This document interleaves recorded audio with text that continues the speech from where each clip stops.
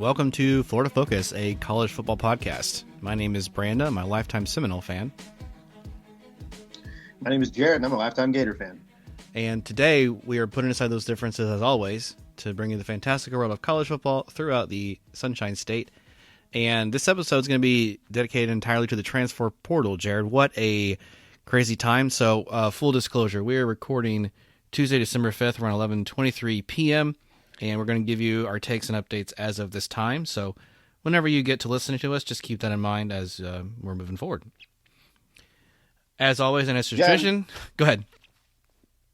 Real quick, Brandon, I just kind of want to get your thoughts. Obviously, I know I'm skewing from everything that we just talked about, but real quick, here we are talking about on the Florida Focus podcast for years, covering the state of Florida, the great state of Florida, the Sunshine State down here, and all the college football going on. Mm-hmm. And here we are sitting down to talk about the transfer portal. When you started this podcast, was that ever even a thought of something that could happen? No, I didn't know what that was. And the first time it happened, I had to ask around. I'm like, transfer portal, what is this? Is it an actual portal? Do they go somewhere? Apparently it's evolved. They still put their name in a database, even if that tends to be correct. And then you have 48 hours to change your mind, because like the first year that happened, we had that occur with James Blackman. This is very quickly, right, Jared, become an integral part of the sport and has taken shape just in a few years. It has taken off like crazy. Yeah, and you talk about the rebuild. Even you look at your Florida State Seminoles and what they've been able to do through the portal and how they were able to kind of use that to really build that program up and under Norvell. So, yeah, man, you mentioned starting out with the Florida Gators. So I'll just kind of jump right into it, man. Yeah. There's a lot of names for the Florida Gators that I think fans are going to be sad to see going. Some other names that aren't going to be surprising. So last year, I'll just give a quick recap. Last year, Billy Napier, not aggressive as some others in the transfer portal, right? The Gators bring in 10 transfers altogether. Obviously, some notables there. Cameron Jackson, defensive tackle, Caleb Banks, both played a lot of snaps. Down the stretch, as people got hurt, Trajan Mitchell, obviously, from that linebacker spot. Michael Makuza started all year at guard when he wasn't hurt. Damian George, Gator fans will know, in a very bad way, started their offensive tackle, had no business, got beat like he sold something pretty much week in and week out there at the tackle position. And then, of course, Graham Mertz, who – no one had on their bingo card this time last year would be a very serviceable quarterback, and he thrived there for the Gators. One of the only bright spots there for this season. So just kind of a quick recap of where we came from and where we're going. The first name that jumps off the page to you when you look at the Gators and who's transferring out, you lose Chris McClellan there from Owasso, Oklahoma. I like Chris McClellan. He's a guy that I've followed a long time. He's a big-time defensive tackle. Now, here's a guy, Brandon, that really and truly – he has potential to be a very, very good player. He's talented. He's big. He has all the college football size. He played really well as a true freshman. Had a bit of regression this year, but honestly had nothing to do with him. It's just the Gators brought in Banks there and also Cameron Jackson.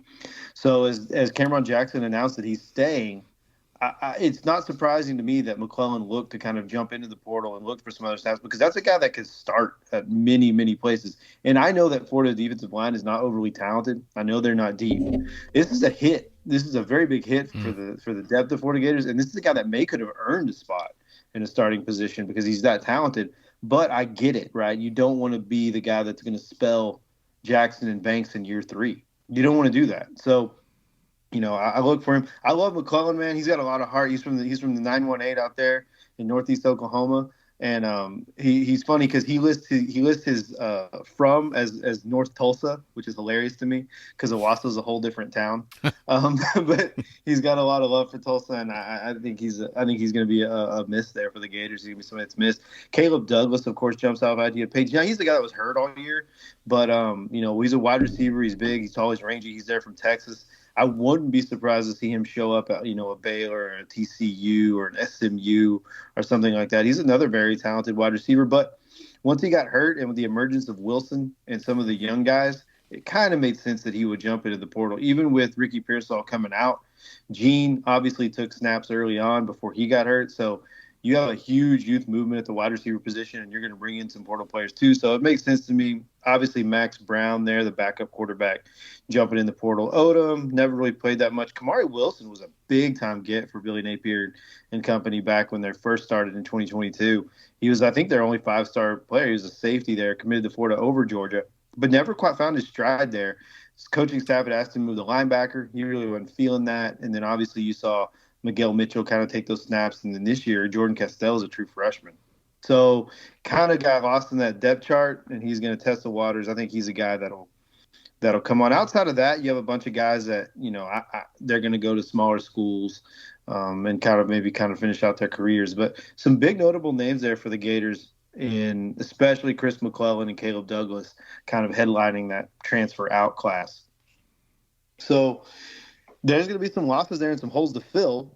And I think the Gators are going to be looking to fill them. The Gators are already making moves at the wide receiver position, bringing in some guys for official visits there in Gainesville from the portal. So, like you said, we're wasting no time. We're getting right into it. And honestly, man, as these minutes tick while we're recording, you have new developments and new things happening. Yeah. So, if we're looking at the Gators and just kind of some of their targets in the portal, I think that they're going to really look for offensive tackle position.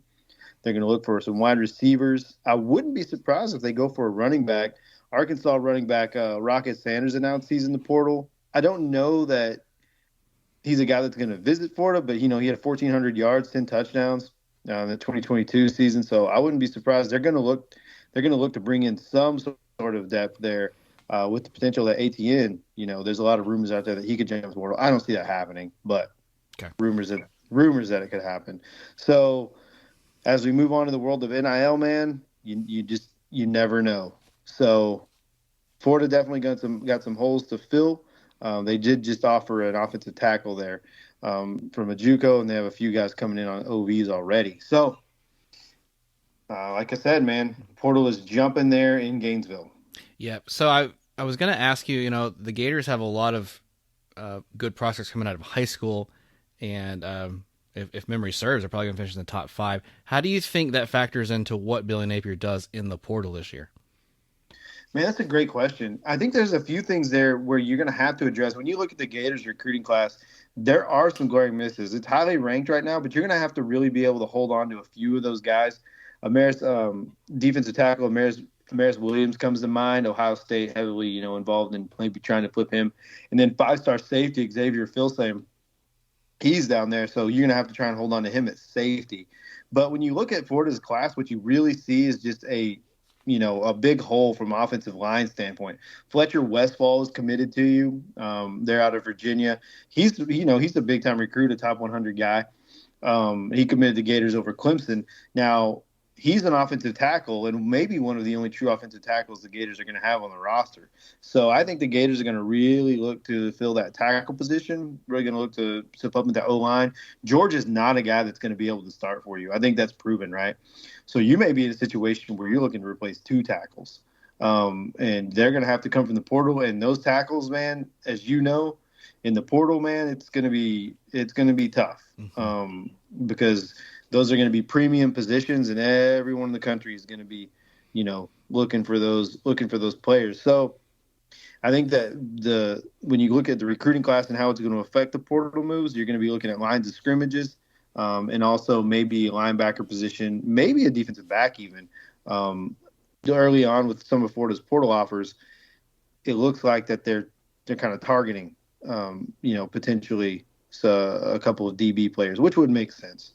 So Jason Marshall's obviously going to go. So to answer your question in a very roundabout way, I look for the Gators to sort of supplement that roster with some offensive linemen and some secondary players.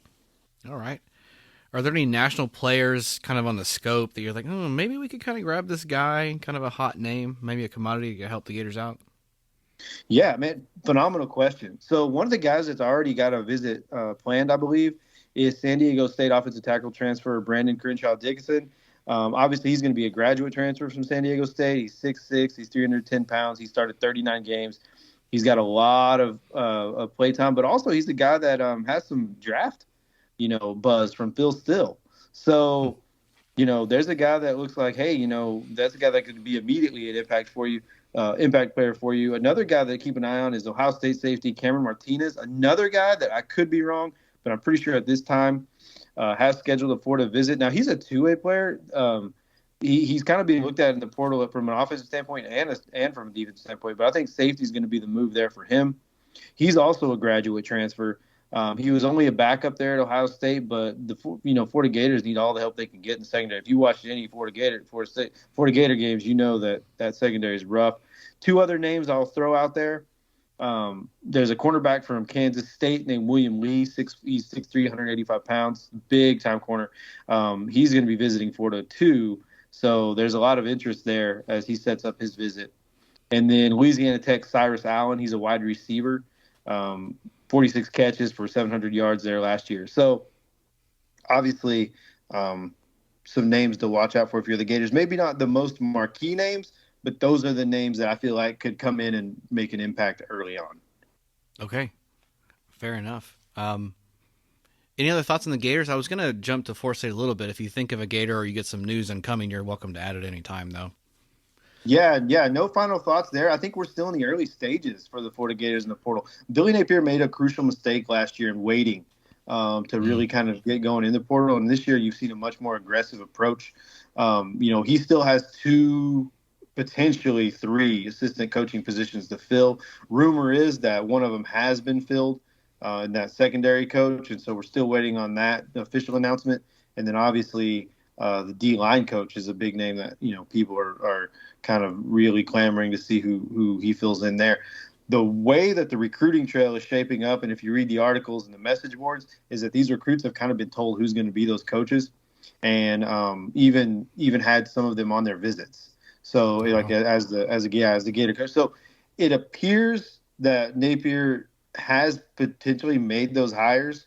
And it's kind of been confirmed that the secondary coach has been hired, but still waiting on the announcement there. And then obviously D-line. So these coaches, at least one of them we know has been on some visits and things like that. So some definite news to track here as we get down to the home stretch of early signing day. Okay. Very good. Well, thank you for keeping a pulse on that. Just a couple of quick things for the Florida State Seminoles. We got an announcement. AJ Duffy is going to be transferring out. Something I saw coming. I'm not totally surprised at. Didn't record any passing stats this year. He did play a little bit. His only stats this year, 3 rushes for 5 yards in garbage time. So a pretty good quarterback and a good talent coming out of high school. Just there were too many other good quarterbacks ahead of him. He really didn't do anything wrong or make any bad plays. It just Tate showed that he could improve over the years. Of course, Jordan Travis, when you have him, as we talked about, top 3 or 4 quarterback in Florida State history, it's not going to get the playing time you want. And they're seeing that Brock Glenn, even though he had a poor performance against Louisville, and he's just a true freshman getting his feet wet, he's going to be the guy they're going to go with moving forward. So all the best to him. He's a good talent. I think that's a pretty good pickup for whoever picks up AJ Duffy. We have a running back, CJ Campbell. He's heading off to the portal. I was looking at his personal Twitter feed, and he was talking about maybe there's some offers coming up from other schools already. Actually, this is a pretty good talent. He's got some decent skills. He's pretty quick. He did have 7 rushes, 117 yards and a touchdown this year. Got to break the rock against when we played the game against Southern Miss. So he had a pretty decent play, and the team tried to give him some credit. Just again, a lot of running backs ahead of him, with Benson and Toafili getting the majority of carries this year, and it looks like kind of probably Rodney Hill, 48 carries already this year, is going to be the guy to kind of be brought up. So a decent loss, but nothing terribly shaking. But as we were talking about before we press record, Patrick Payton is the big one, right? That is a guy you're really, really going to miss. And this one's going to hit us pretty deep. I really would have thought Odell Haggins would have done enough to keep him, and he has been a phenomenal player. ACC Rookie of the Year last season. Where he's really going to be missed is the pass breakups. 9 passes defended this entire year. Plus, he did have 6 sacks to go with it. There was some media joking on the Florida State side saying this year, if Peyton was in a position to rush the quarterback, who's going to get to the quarterback first? Is it going to be Verse or is it Peyton, or are they both going to get there at the same time? So wherever he ends up going, they're going to be really beneficial from that, and really sad to see him go. So real quick before we kind of jump into this next kind of phase here on who to look out for, can I get I would love to hear kind of your personal take on on Peyton, kind of because I feel like this is kind of a big surprise to the fan base, Mhm. and B, a kind of a move that doesn't make sense considering the success that he had and the position he was in. Yeah, I'm trying to wrap my head around this, Jared. It must have been a very interesting conversation for Haggins and for Norvell to say, okay, you're considering this. You do have a couple of days to think about your options again. What is it that Florida State can't give you? You're going to get somewhere else. And I don't play, never played the sport, couldn't tell you, but it's hard for me to wrap my head around if it's not an NIL money deal. What else can you get besides Haggins is one of the best defensive line coaches in the history of the game. He's been at Florida State for over 20 years. He was a player here. Um, I really don't know what's going to lure him away. It's hard for me to know. You mentioned something there, and I don't know if you buy into the rumors and conspiracy because we hear all the time about NIL and the deals going on, and we hear both sides of it, right? Well, it's bigger than it. People are making it. It's not as big a deal as people are making it. You had Evan Stewart from A&M saying, "Hey, look, I never received $1 to play here. I just want to be here," which you can believe that if you want. I don't. But do you feel like NIL is playing a factor here? I mean, it could be, unless there's something personal, like you've talked about some Gators who they move back home to be close to mom, or if they're homesick. I don't. That's really, unless there's something else going on behind the scenes, like family wise. I I'm at a loss, and I think this came up later today, and there's an official way to enter the portal, right? I don't even know that's actually happened yet. So I'm kind of confused on, maybe he's testing the waters and maybe he's changed his mind to stay.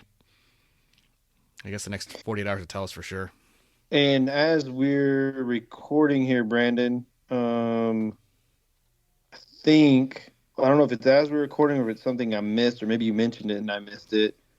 But oh man, I'm gonna mess up this name so bad. Aobami Tafasi, freshman defensive tackle there for the Florida State Seminoles, is also looking to jump in the portal here.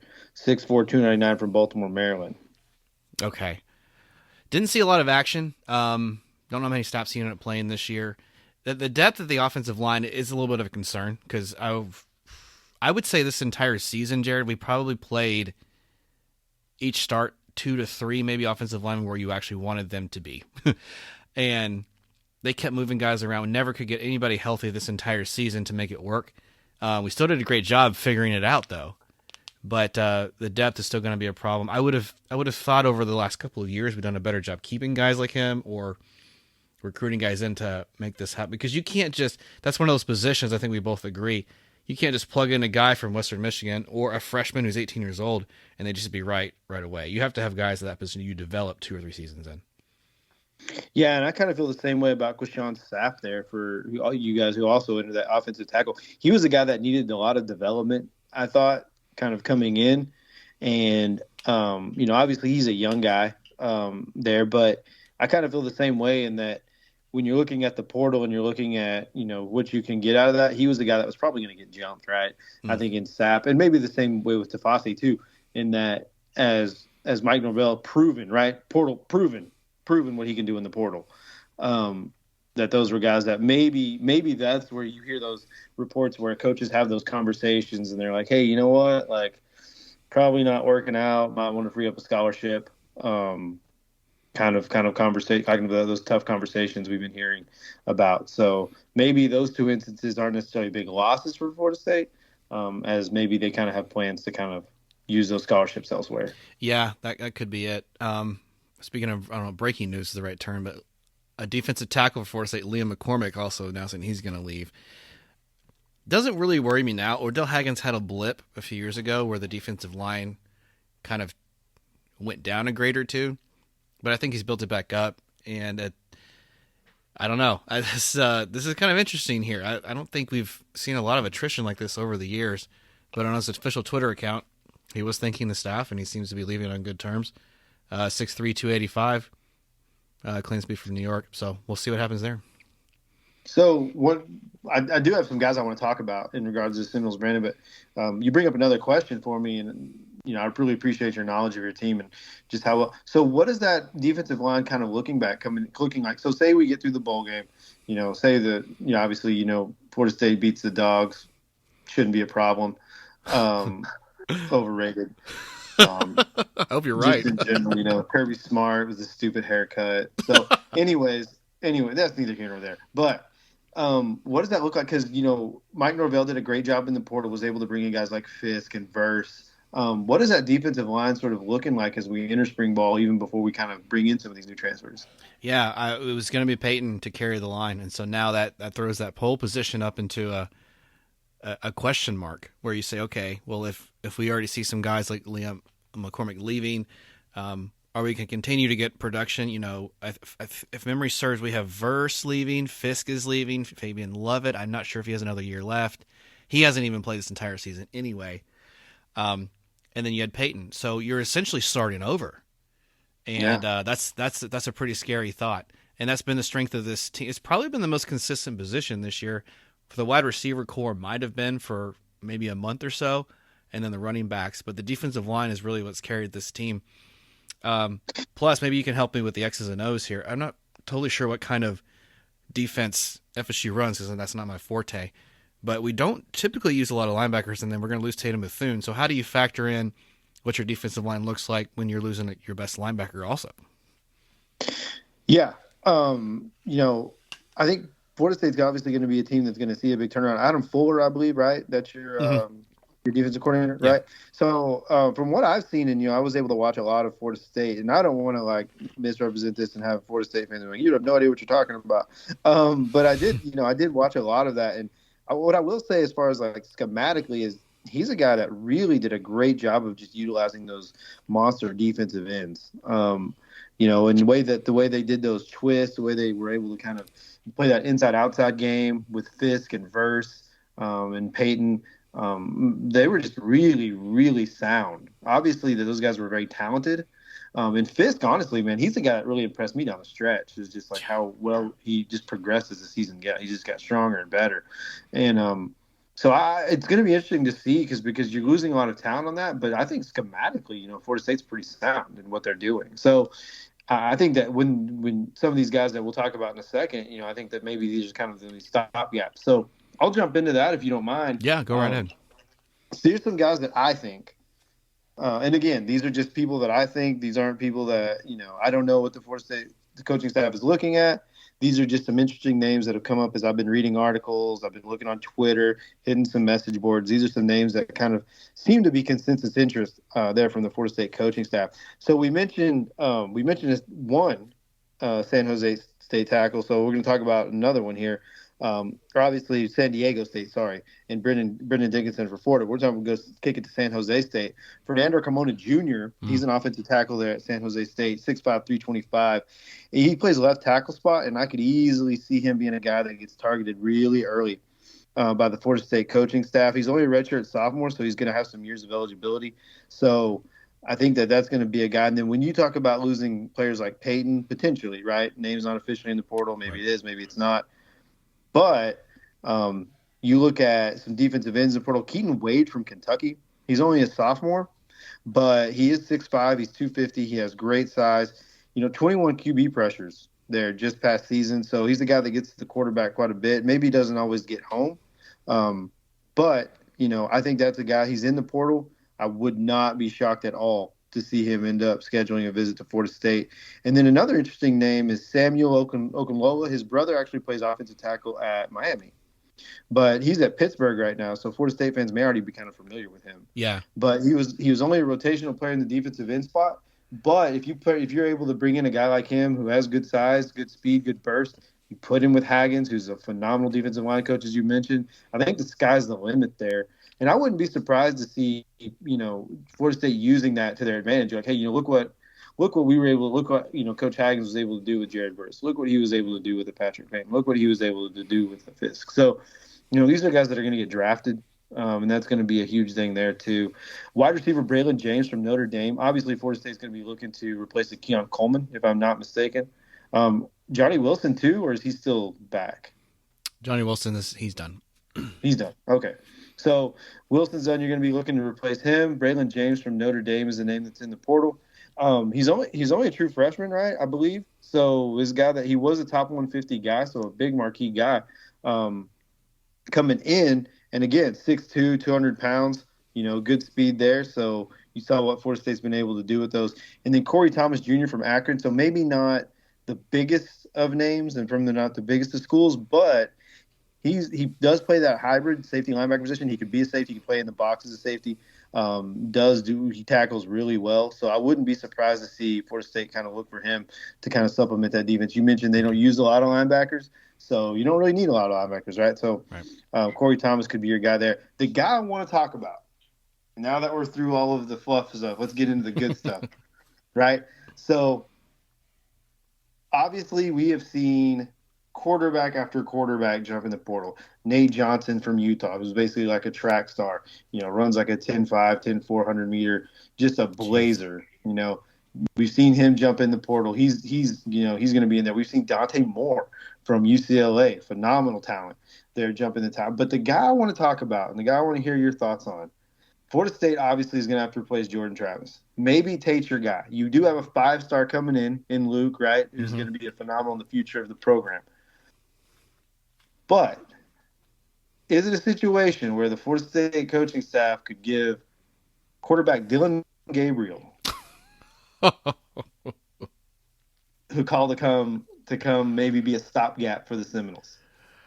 Man, I hadn't really entertained this thought too much because I didn't really know with Dylan. Is it like, okay, this would be the second former UCF court. Let's not forget Mackenzie Milton took his last year of eligibility came to Florida State.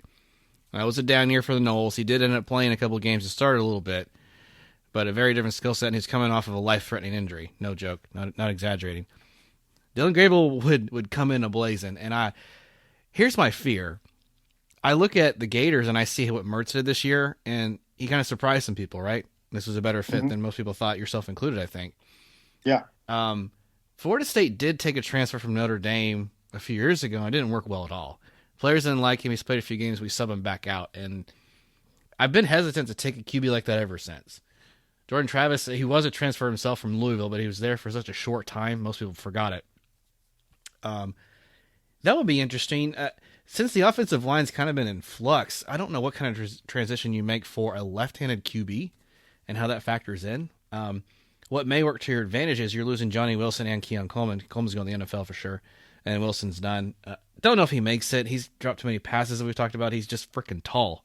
So they may see that and they may not care. We'll see. If you were to bring in a QB, this would be the one year to do it, right? You still think, you look at Tate, he's going to play against Georgia, still not quite where you want him to be. Brock Lynn's definitely not ready. Luke Kromenhoek's going to need some time in the system before things get rolling. But if you were going to do it, the 2023 December transfer portal will be the time to go for him. Absolutely. Yeah, and again, I don't think fans realize that what Gabriel was able to accomplish here at Oklahoma, 3,600 yards, 30 touchdowns against 6 interceptions this past season. Dylan Gabriel had a great year. Yeah. Now, Oklahoma has some issues. They weren't all the way back, and he wasn't a world beater, but you look at what he was able to do against Oklahoma, he was able to do against Texas in some of those big matchups. Obviously, UCF kind of gave him a run for his money there, but that was a very personal game for that UCF team. Yeah. So, I'm interested to see. I do think that Mike Norvell has shown to be, not afraid to take a portal quarterback to kind of be a stopgap there. And Gabriel's a name that I would keep my eye on. I think he's pretty good. I mean, honestly, I just think he's a pretty good quarterback. It is a different situation than Milton, like you mentioned. He's not coming off of an injury. He was very successful. Honestly, his transferring from Oklahoma was surprising to me, but it really wasn't. Jackson Arnold's the heir apparent there. And in the world of NIL, and again, this is just speculation, but I don't think Jackson Arnold was willing to wait another year as a backup quarterback. And I kind of think the agreement there for him coming was, hey, I'll sit for one. And so I think they like what they have. They like what they saw in the spring. They like what they saw from Jackson Arnold there. And I think it was a situation where he's the future and we can't lose this guy, because if we lose this guy, we have nothing and we only have Dylan for one more year. Yeah. So I kind of think that's the situation there. So I'm going to be I think he's the guy that's going to actually be, kind of sought after. Oh, wow. How about that? So a quick question about the procedure of offers in the portal. Am I seeing, because a lot of these guys are announcing I'm getting off, like CJ Campbell, running back for Forsyth, is already saying I got an offer from Samford and I got an offer from UMass. And it looks like Forsyth's made an offer to Samuel Okunlola out of Pittsburgh. Are these public offers? How exactly are these offered out? Yeah. So it's man, it's weird. Recruiting is definitely like the most. I don't know if it's the most fun part of college football, but it's the part that I enjoy a lot because so much is changing and there's so much hype and things like that, and everything's kind of a variable. So like I really enjoy it. And honestly, what we've kind of turned the portal into is like this second sort of like stint of recruiting, and I think we go way overboard with it as players and coaches. So essentially, it's just think of it as like LeBron's the decision, Like, let's hold this press conference so I can say where I'm going to school after I've already gone to school. And so, Okay. so yeah, it's almost just like getting an official offer out of high school. Like, hey, this school is interested in me. My name is in the portal. So, you know, hey, you guys, come give me an NIL proposal, and let's see if if what I want, what you want are the same things, and we align. And No, no, okay. you're basically just kind of a second signing day, a second recruiting announcement for you to kind of go through. Gotcha. I wonder if you've seen, are there, on the opposite side of this, have you seen announcements from guys that say, I'm staying or I'm not going to go somewhere? Yeah, we've have seen a little bit of that. And honestly, Texas A&M is a school that I'm going to be really interested to kind of track. Now, obviously, this is a Florida Focus podcast, but to answer your question, Evan Stewart from Texas A&M, who's a five-star wide receiver, honestly, their best player on their roster, in my opinion. I mean, he is phenomenal talent. So he's a guy that, you know, I think he announced that he's going to be in the portal. He wants to be a portal, but he's a guy that you may withdraw. He may end up announcing that he's going to stay at A&M. Walter Nolan looks like another guy that could potentially stay at A&M as they go through this coaching change. As Mike Elko gets in there and he hires his assistant coaches, he brought over Sean Spence. Billy Napier, of course, let go of Sean Spence and Corey Raymond there as assistant coaches. Mike Elko went and hired Sean Spence as his D-line coach. Sean Spence was actually set to go coach with Elko at Duke. Ended up going to Florida, so now they're kind of reuniting there. So, if he gets in, he takes those visits, or he gets on campus and he starts talking to Walter Nolan. Maybe that's a guy that ends up staying. So, I think that's an interesting dynamic that maybe we will see more. Their other defensive tackle, Overton, he did announce he's going to be in the portal, so I think he's going to be another guy that's kind of sought after there. But yeah, as you mentioned, all is not always lost there in the portal. Gotcha. Real quickly, just a couple of things I'm seeing over in the UCF Twitter sphere is it looks like Malzahn was pretty open about the fact that he's going to look in the portal for a quarterback, and three-time Sunbelt Player of the Year Grayson McCall from the Coastal Carolina Chanticleers, right? He's actually going to make a visit. Am I getting it right? It's Monday. Well, he's visiting NC State, then he's coming to visit UCF. So, I mean, Correct. Yeah. Had you got any intel or any thoughts on that? How would that be a good fit? I'm a guy that likes Grayson McCall. I think he tried to get into the portal last year. I don't know if you remember this. This was actually a pretty big story. So Grayson McCall tried to get in the portal last year, but didn't have the grades to go to Auburn. And Snap. it kind of fell apart for him. But he's very talented, and I didn't quite see him. I do now. I see it. Yeah. I think that's going to be a very interesting name to track because he is very talented there, and I think he would be an interesting fit for Gus Malzahn's system. Some other quarterback names there of note that I know that UCF is kind of looking at, or at least their fan base is tracking. MJ Morris there from NC State, obviously, you guys will probably know about him. He is an interesting 2-1 because MJ Morris is a guy who's very vocal about he wanted to be at NC State, like that's where he wanted to go. That's where he loved being. But the coaching staff basically had a meeting with him and was like, hey, we're going to bring in another quarterback. We're going to bring in another starting quarterback. You're not our guy. And so he was very professional in the interview about it. He was like, this is the place I want to be, but I understand. No hard feelings. So, I'm just going to go and do what's best for my future. So MJ Morris is a guy to watch there. Byron Brown's another guy who I think was at USF. I don't see that being a big deal. And then Malachi Singleton, obviously from Arkansas. Some people are saying Ja'Cory Brown from Miami, who's in the portal, or I guess looking to maybe be in the portal. He's like a run first guy. Some people are saying he could even end up, visiting UCF. Okay. But I think Grayson McCall's a much better option than any of those guys. Interesting. And then to round it out, Jalen Griffin for UCF. He says he's transferring. He's got 1 year left of eligibility when he gets his master's degree. And cornerback Corey Thornton will also be entering. Other than that, I haven't really gotten much news for the Knights. We were both saying kind of tough to get those right now. Are any of those, so for the uneducated listeners like myself, were any of those surprising for UCF fans, or any of those sort of like bigger, No, they're probably secondary, tertiary players, so nothing really shakes up the lineup here, I don't think. The only guy I was looking at was Morris Brash, but I forgot that he's actually he's done this his last year anyway. He was defensive lineman, probably the best player for the Knights on defense this year. And it's just for the Knights, it's a lot of attrition by graduation, to be honest. Javon Baker is gone. Other wide receiver, blanking on it, he's gone. There were rumors earlier this week that a running back, quote unquote, unnamed, was going to enter the portal. I was thinking it would be Johnny Richardson, which would be really bad news if that does happen. I think he rushed for 500-600 yards this year and was kind of a backup, but had the second most carries and second most yards. If that were to transpire, that would be the biggest roster shift for the Knights, to be honest. But that's just been rumors, and we don't know actually what happens to all the drama, right? So who knows if anyone's actually leaving from that running back room. Oh, I wouldn't be surprised. It would be interesting, and I don't even think he could do it at this point. But Demarcus Bowman is the guy that has not had success in his collegiate career. He's buried on that UCF depth chart right now, just like he was buried on the Florida Gator depth chart, just like he was buried on the Clemson depth chart. Yeah. So he's a guy that I've heard rumors that could be looking for the portal. But at this point, man, why? Can you do a fourth school? Is that doable? You would have to graduate. You'd have to be a graduate transfer. Got it. All right. Is the other exception your head coach leaving? Is that what I saw? Something like that? Yeah. So from what I understand, obviously you get that one free one.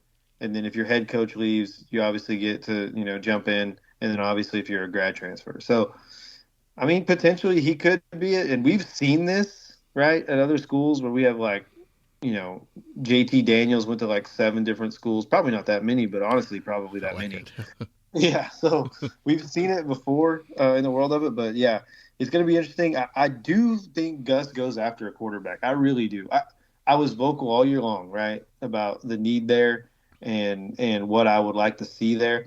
And if Gus is able to go get a guy like Grayson McCall, man, I think that offense could really jump up because, McCall's athletic enough, but he can also throw the ball, which – I know Gus, doesn't want quarterbacks that can throw the ball, but McCall's actually, very talented in that department. And I think you get a guy like that who's just athletic enough and can also sling it a little bit, man, that UC offense could be very interesting heading into the Big 12. Interesting. Okay. I didn't really look at Miami's top to bottom. The big one is that Van Dyke's transfer. Any rough guess at all where he ends up? Man, that's a great question, Brandon. And it's kind of one of those things for me is at this point, who would really target him as a starting quarterback? Mm-hmm. And obviously we've seen this before. I'm not giving up all hope on Tyler Van Dyke. I think that he's a guy that could be very interesting for another team. And maybe it's a situation like Graham Mertz. We keep talking about Graham Mertz, but it was very surprising what Graham Mertz was able to do. He was a guy that everyone wrote off, including me, just like you said. Nobody thought he would have success, and here he is, a pretty serviceable quarterback. So I think that there's maybe a market there. Okay. But also, let's see here. Let's see who's leaving. Yep. So Miami, when it comes to Miami, there's a few names I kind of want to talk about. Sure. Sorry for the time. I'm just really trying to keep up, man. I know this is probably frustrating for listeners, but there's so much happening. Jaleel Skinner, obviously the tight end there, he also is going to be in the portal, and that was a big time get for Miami at the time. So in my opinion, that's a big future loss. Maybe not necessarily something that's big right now, but he was a very talented player that could have potentially done some big things there. And then you mentioned Tyler Van Dyke. So, I do think that they are trying to get Dante Moore on campus. I don't think that that visit has been scheduled or set, but I know that they've been trying to get another quarterback in, and Dante Moore, somebody they've tagged as they would like to. And then Kansas State's Will Howard. I don't think he ends up at Miami. I think he's somebody they want to get on campus, but I think he's kind of already made up his mind. I wouldn't look for him in South Beach. Okay, gotcha. I know I'm a little scattered here. I apologize for that for those listening, but back to like the national scope. Trayshawn Ward, who was a former Florida State running back who went to Kansas State for 1 year, is already saying he's transferring again as well. So, speaking of guys kind of moving all over the board, I'm like, okay, I thought it was actually a pretty good fit up at Kansas State. He even had a couple of rushing touchdowns. He made some plays in some Big 12 games where he got picked up the first round where they really needed it. I don't know. I guess he just didn't see his future there. Or maybe he's gotten the second or third most touches and he wants to be the guy. You know, I have a quick question here, Brandon. I don't want to be the guy that the portal is here and it's here to stay, and we've seen what effects it can have on the game, both positive and negative. But what's your sort of overall take? And do you feel like you notice the effect of the portal on the game, or do you feel like it's just kind of seamlessly sort of integrated as part of your weekly watch? Great question. I haven't seen it really, at least from the Florida State perspective, had a bad impact because now this year you've got a big game you're looking forward to for the Noles, right? You've got December 30th. You're playing down in Miami. You got the Orange Bowl, so you have a major game in about 3 weeks. But generally, if you're looking toward like the Cheez It Bowl or the Sun Bowl, these kinds of things aren't major distractions, right? You got a much bigger gap between the end of school. You got the break. What do you get at 15 practices, and you don't see it. So generally, a lot of it does happen in the off season, right? And then the signing day. Well, you got to help me out. I'm so used to it being the first Wednesday in February, where there's another one coming up on us pretty quickly, right? Yeah. We'll have early signing day here in just a few weeks. Yeah. Yeah. So I think right now what it does is it just serves as a distraction in between games, so you have something else to talk about, and it hasn't been terrible. What I fear, and this is even before NIL started, before the portal even began, was guys sitting out bowl games or sitting out conference championships. Patrick Payton, we never got an answer on why he didn't play the Pittsburgh game. So this was something I was kind of looking at. I was like, maybe if you start to see more trends like this, where the Florida State's been pretty hush-hush on a lot of injuries or why guys haven't been playing, and so we'll never know for sure. But if this was something like I need to rest up to get my draft stock, or if I need to rest up because I want to actually play against teams where the scouts are going to watch, or if I plan on transferring, I want to take less snaps, give my start to somebody else so I can just protect my health. Then it may start to actually make a bigger impact. Yeah, and I think for me that's kind of the frustrating part of it is you see these bowl games, you see these Marquise matchup. You look at even Mount Florida Gators and what happened against the Oregon State, team, or even Oklahoma before that. When we played them in the Cotton Bowl there with Kyle Trask. Shout out Kyle Trask for saying wanting to play in that game, wanting to finish his career as a Gator. But when your entire starting wide receiver core and most of your defense decides that they're sitting out that game, I just hated that for him. To see him go out like that. That was a game where he was done at halftime, because he was just getting destroyed and there's no way to catch a ball. Yeah. So shout out him for being able to go through that and finishing his game with that orange helmet on. But man, at the same time, like, what was the purpose of even showing up there? And then you look at, obviously the Oregon State debacle last year. Again, you have, 11 plus, 15 plus players sitting out. Obviously Anthony Richards is not going to play. So like, at that point, I kind of wonder, like, what's the point, of playing these bowl games? If that's the case, why even accept the bowl bid, Right. So, yeah, for me, that's the part that's the part of the system that we probably do need to look at, and probably hopefully somebody smarter than us is going to change. They won't, by the way, but maybe that's because I don't know if your bowl system can exist in the playoff era and vice versa. Like, I don't know that those go hand in hand, and if you're just going to be able to sit out these sort of ancillary games almost, like, there's no weight, there's there's no significant benefit outside of financial gain for winning the Bad Boy Mowers Bowl, right? Right? So, you do bring up a great point there in that, with the portal, really, when you're going to notice it is in these postseason non-playoff games, which at one point, if you remember growing up, this was like the most fun. This was like the most fun part of college football. Absolutely. And you only had like 12, maybe 15 games at most. And I don't know, it's gotten out of hand now because we're up to like 130 teams in Division One. If half are eligible, then you're going to fill the spots in 30-ish games or so. But yeah, you may see a time where you phase out some of the less ones, like the RNL Cares New Orleans Bowl may go away or whatever the equivalent is now. And you're going to graduate toward, well, let's just do the playoff and the New Year's Six and just everything else, and you just kind of die off. Imagine a world where, and this is going to take you back. Maybe most of our listeners are going to be like, "What's this guy talking about?" But imagine a world where Jared Zabransky for Boise State, sits out to prepare for the NFL draft, and we don't get Boise State, Oklahoma. We don't get the Statue of Liberty. We don't get, the trick plays down the stretch and just that crazy finish. Wow. Because that's Yeah. a very real possibility. That's a world that we could very much live in. Absolutely. And those bowl games, it almost feels, especially the lower tier ones, not that one, that's an exception, but like the MAC teams are very proud to go to like, the bowl games and play and show that, they get on TV and they get to show up, and they actually have a pretty good record in bowl games because, they give it care and they actually show up and they play their hearts out because they get to play on TV and they're the only game on December 27th.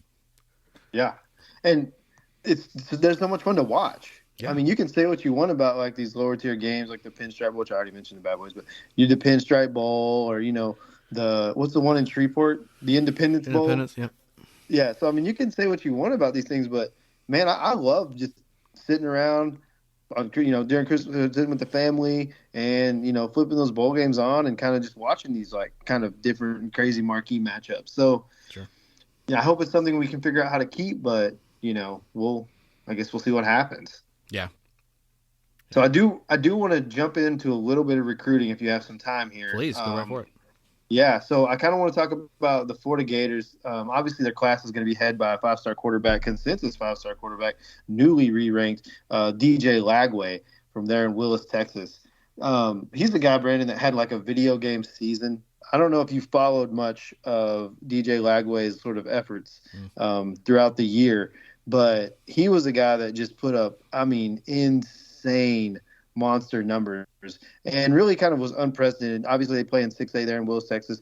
His district wasn't necessarily like crazy good, but what he was able to accomplish, obviously losing to DeSoto there in the state semifinal, they kind of ended his season. That was a very good DeSoto team.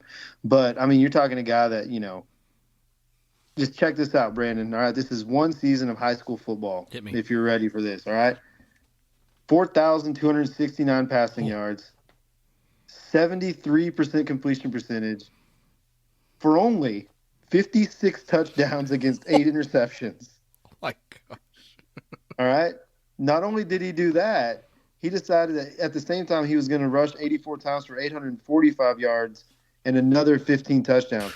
DJ Lagway's season total, 5,114 of offensive yards and 71 touchdowns. He averaged 426 yards a game. My Lord. That's an average. So, Florida Gator fans, very, very excited about DJ Lagway. Oh, yeah. And I can't imagine the pressure is going to be crazy for him coming in. This is probably the biggest. I don't know if you remember Tebow Mania and coming in from Nice High School in Jacksonville, Florida, and what that was like for him as a freshman. This is the equivalent of that, man. And that's not an exaggeration. Fans are ready. They want to see him take the snap. They want to see him suit up. They want to see him on campus. This is a big story, and I don't know that his story is anywhere close to Tebow's, but the hype and the expectation is going to be there for him. And so, hats off to the young man. we're looking forward to seeing him. The other big name there, obviously, L.J. McCray, five-star defensive tackle there from Mainland, Florida, down here by me.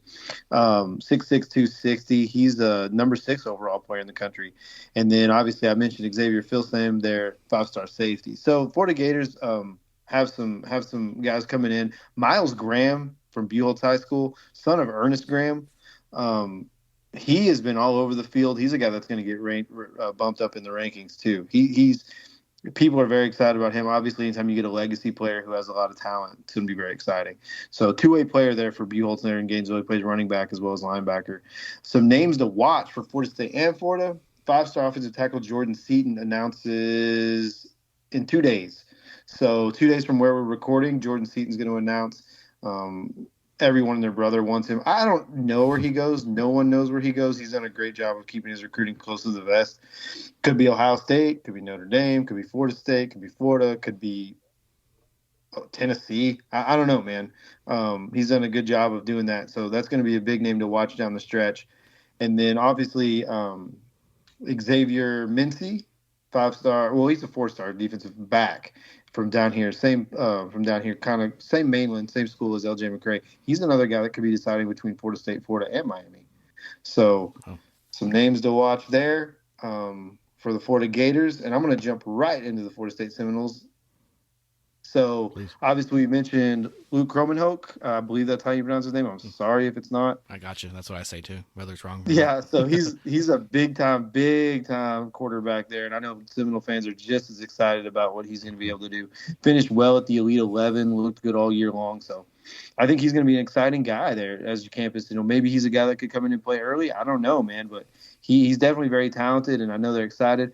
Armando Blount's another big time. He's going to be a five-star defense. He'll probably finish as a five-star. He's from Miami Central, committed to the Canes, decommitted, reclassified, and he said, you know what, I'm going to go to Florida State. So I know Florida State fans have to feel really good about that, right? Anytime that you can get a big-time defensive tackle from Miami, who, oh, by the way, also was committed to Miami, and now he flips to your school, it's got to feel good. So I think FSU fans are going to be really happy with what they're able to get from him in the defensive tackle position. The only other name to mention here is KJ Bolden. Well, there's a bunch of names to mention, but the name I want to mention is KJ Bolden. He's a five-star safety. He's there from Buford, Georgia. He's been committed to Florida State for a while. He committed to Florida State over Georgia. A little bit of rumors, a little bit of smoke that he could be officially visiting Auburn. So Florida State's five-star safety could be visiting Texas. A little bit of smoke. Florida State's five-star safety could be looking at Auburn. So a little bit of drama here down the stretch. Okay. Wow, definitely something to keep an eye on. You're saying we're going to know most of these decisions in 2 days or so? Well, the big time decisions that are on the table, like Jordan Seaton, Mincy, some of these guys, we'll probably have this wrapped up, in the next week or so. And then obviously we're coming down the stretch to early signing day, and that's really when we're going to know most of Florida's commits and a lot of Florida State commits are planning on signing early. And right now, Brandon, that's kind of the trend. You've probably noticed it too. But it really benefits you to get on campus early, get those extra practices and stuff like that. Yeah. So December 22nd, or is it the 20th? I can't remember. It's either the 20th or the 22nd when early signing day officially is. So, we're going to be seeing these classes take shape here very soon. Is there any benefit from the school or from the recruits themselves to wait until February to decide anymore? I guess, maybe it's a situation where you weren't as far ahead in academics, so you want to wait. Maybe you want to take your time and live your, last remaining days as a normal, high school student. But really and truly from a standpoint of getting on campus, Brandon, there's really not an advantage of waiting until February anymore. You look at all the extra practices, all the extra nutrition, all the extra strength and conditioning you're able to get. The benefits of that we've seen have just been, phenomenal. But one of the better offensive players for the Florida Gators this year was Eugene Wilson III, who was not an early enrollee. In fact, he didn't even report until late summer. So, he was on campus for a few months, and then they were like, oh, by the way, get out there and make some plays. So, I guess, not everyone's the same in that, but, most people are thinking hey, if I get into campus, I can even practice with the bowl getting some of those bowl practices. Oh, yeah. Yeah. So, if you get there early enough, there's some opportunity there to kind of make your name early and maybe get some snaps. Got it. Back to the conversation about the bowl games. That's why I'm hoping they stay, is because those extra weeks of practice really help. You're essentially going to get December added onto your schedule for practicing, And that was the thing when Florida State was trying to rebuild, like under Taggart, et cetera, and you were losing out on bowl bids, and you just couldn't get. You're losing out on extra time with your team. So yeah, and I think that Norvell was able to capitalize that. Obviously, like it took him a minute to get it going there, but you look at kind of a machine they've built and kind of how they've gotten that routine down. Those early bowl practices, man. I mean, those are huge because, and I don't want to call them meaningless bowls because they're not. But if you know you're going into bowl practice and you have a veteran team, those bowl practices are like a good early. You can get guys, hey, these are going to be their first collegiate snaps. And you can go ahead and assess that. And moving into spring ball, you already kind of know, hey, here's where we need to work. Here's what we need to work on. So, man, you hit the nail on the head there. I think those are kind of invaluable. Excellent. All right. Whew, man. Well, that was a really good recap there. Thank you so much. I know that's your bread and butter. It's your passion is to follow recruiting, and it's better than me. I'll just be transparent that's a bigger aspect I'm trying to follow more of because I understand the importance of it day by day. It's very exciting here. Florida and Florida State both obviously in the top 5, probably going to finish both in the top 5. Hopefully, we'll see what happens there. So, for all those fans out there who, you reminisce about the 90s and you reminisce about, the epic showdowns that took place in the Sunshine State, at least this season, both teams are getting talent on campus to potentially have those in the future. So, could be pretty exciting. We don't count Miami because, they don't even know how to take a knee. So we'll worry about that later. Yep. Maybe that's what they're looking for in recruiting. I don't know. Guys have made their decisions. Yeah, we'll see. Awesome. That's all I was really seeing as far as update wise. Is there anything else you wanted to add on for the schools or anything nationally? No, man, like I said, I think that anybody who's really interested, they want to get on Twitter, they want to follow FloridaFocusPodcast.com for all that Florida Focus Twitter account. We probably do a good job of kind of trying to keep that updated and keeping that news flowing. So just another avenue to kind of check that out because, these coming days we're going to see more and more names in that portal. And, maybe they're going to be big names for our schools or maybe they're going to be, big names from our schools. So, it's still an exciting time to be a college football fan. Absolutely. Well, Jared, thanks for your time. We're going to give updates as far as bowl predictions and more with recruiting and the portal and early signing day as much as we can. But until then, as you heard from Jared, FloridaFocusPodcast.com, at FloridaFocusPod on Twitter, X, whatever you want to call it.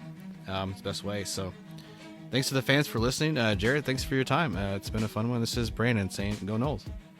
This is Jared saying go Gators.